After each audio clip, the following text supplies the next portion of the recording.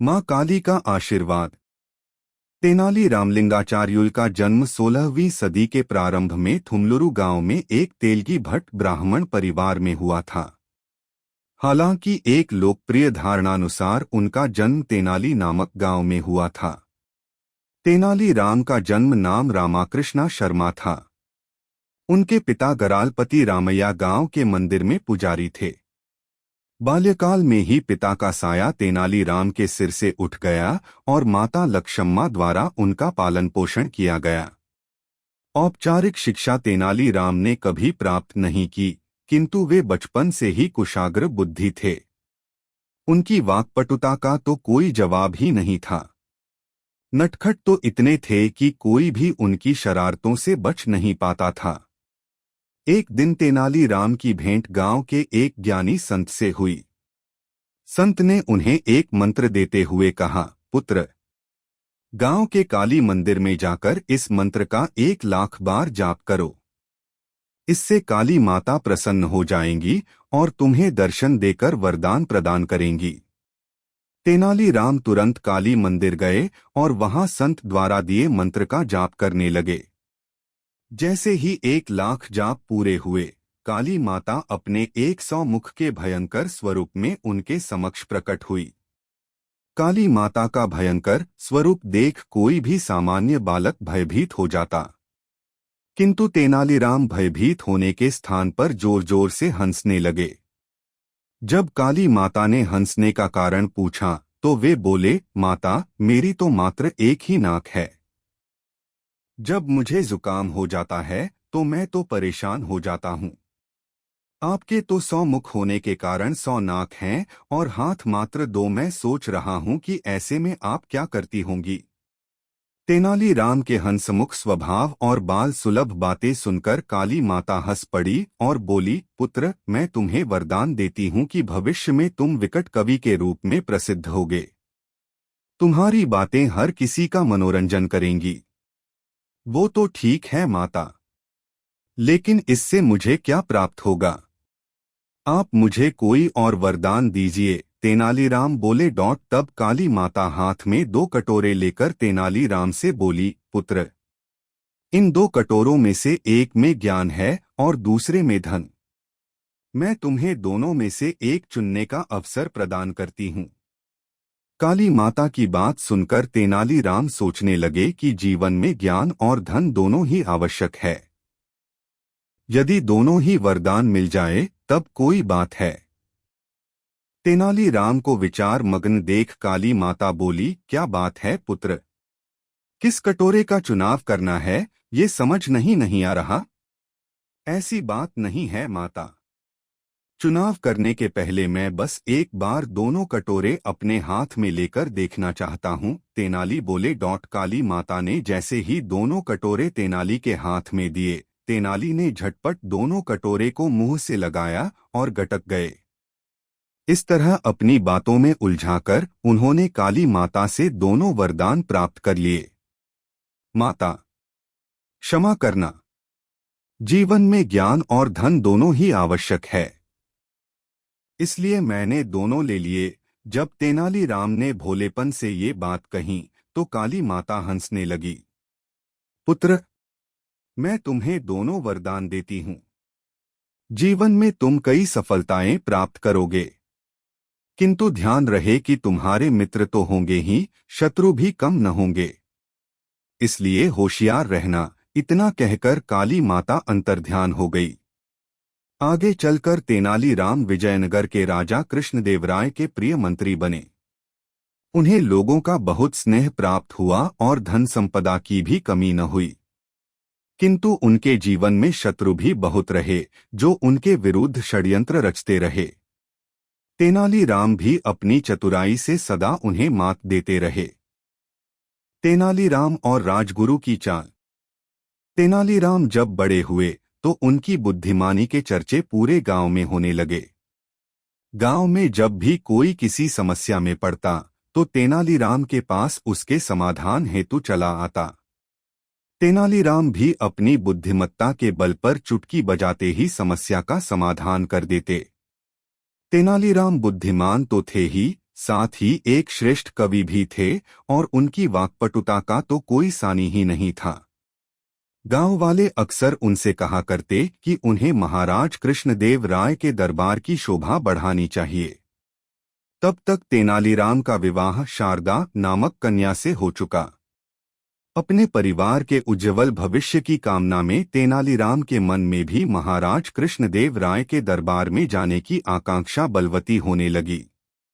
किंतु उन्हें ज्ञात नहीं था कि किस तरह वे महाराज के दरबार तक पहुंचे। संयोग से एक दिन महाराज कृष्णदेव राय के दरबार के राजगुरु तेनालीराम के गांव पधारे। तेनालीराम को जब ये ज्ञात हुआ तो वह भागे भागे राजगुरु के पास पहुंचे और उन्हें अपने घर भोज पर आमंत्रित कर लिया।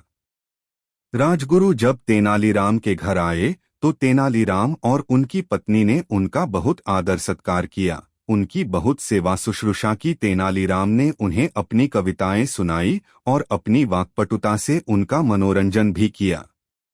उन्हें पूर्ण आशा थी कि उनकी सेवा और कला से प्रसन्न होकर राजगुरु अवश्य महाराज कृष्णदेव राय के दरबार तक पहुंचने में उनकी सहायता करेंगे।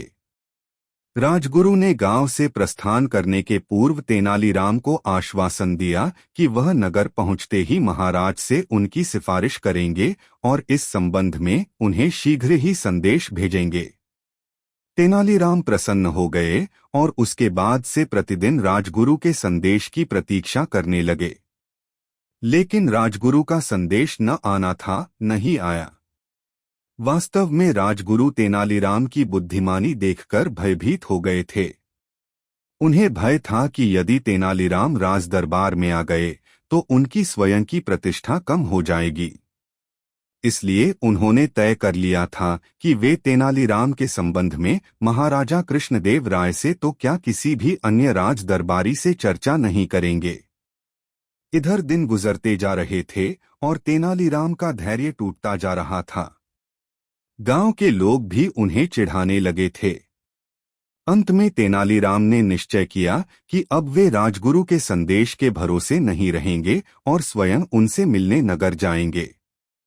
उन्होंने अपनी पत्नी को सामान बांधने को कहा और अगले ही दिन परिवार सहित विजयनगर की राह पकड़ ली। विजयनगर पहुंचकर अपने परिवार को एक धर्मशाला में ठहराकर वे राजगुरु से मिलने निकल गए। उनका पता पूछकर जब वे उनके निवास पर पहुंचे तो देखा कि वहां लोगों की लंबी कतार लगी हुई है। तेनालीराम भी कतार में लग गए।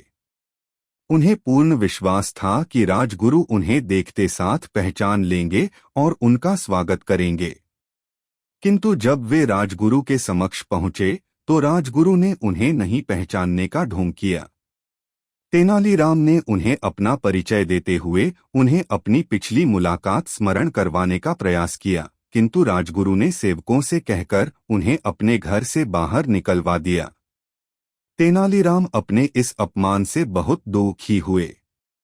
उन्होंने तय कर लिया कि चाहे कुछ भी हो जाए वे महाराज से मिलकर ही रहेंगे और राजगुरु से भी अपने अपमान का बदला लेंगे।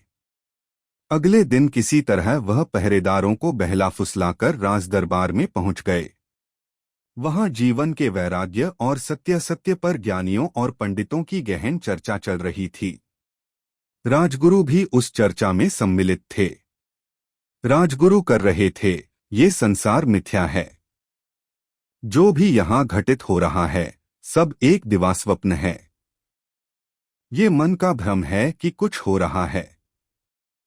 यदि जो घटित हो रहा है हम उसमें सम्मिलित न भी हों, हम वह न भी करें तो कोई अंतर नहीं पड़ेगा। यह सुनना था कि तेनालीराम बोल पड़े, राजगुरु जी, क्या सचमुच सब कार्य भ्रम है? तेनालीराम को राजदरबार में देखकर राजगुरु चकित हो गए। उनके मन में आवेश का ज्वार उठ खड़ा हुआ। वे उसी क्षण द्वारपालों से कहकर तेनालीराम को दरबार से बाहर फिकवा देना चाहते थे, किंतु महाराज के समक्ष वे ऐसा नहीं कर सकते थे। इसलिए स्वयं के आवेश पर नियंत्रण रख वे मृदु स्वर में बोले, ये सत्य है कि समग्र कार्य भ्रम है। चाहे कुछ किया जाए या न किया जाए कोई अंतर नहीं पड़ता। यदि ऐसी बात है तो राजगुरु आज दोपहर महाराज के साथ हम सब मिलकर भोजन करेंगे और आप दूर बैठकर देखना और सोचना कि अपने भोजन ग्रहण कर लिया। अब से प्रतिदिन ही ऐसा करना, क्योंकि कुछ किया जाए या न किया जाए कोई अंतर तो पड़ता ही नहीं है। तेनालीराम मुस्कुराते हुए बोला। ये सुनना था कि महाराज और सारे दरबारी हंस पड़े। राजगुरु का सिर लज्जा से झुक गया। महाराज कृष्णदेव राय तेनालीराम के तर्क से बहुत प्रभावित हुए थे। उन्होंने उनका परिचय पूछा। तेनालीराम ने अपना परिचय देते हुए गांव में राजगुरु से मिलने और गांव से राजदरबार पहुंचने का वृतांत सुना दिया। पूरा वृतांत सुनकर महाराज राजगुरु पर बहुत क्रोधित हुए। महाराज तेनालीराम की वाक्पटुता और बुद्धिमानी से अति प्रसन्न थे। उन्होंने उन्हें राज्य का मुख्य सलाहकार बना दिया और इस तरह तेनालीराम महाराज कृष्णदेव राय के अष्टदिग्गजस का अभिन्न अंग बन गए। अगर आपको ये कहानियाँ पसंद आई हो तो हमारे चैनल कोको हिंदी स्टोरीज को सब्सक्राइब करें, वीडियो को लाइक करें और अपने दोस्तों के साथ शेयर करें।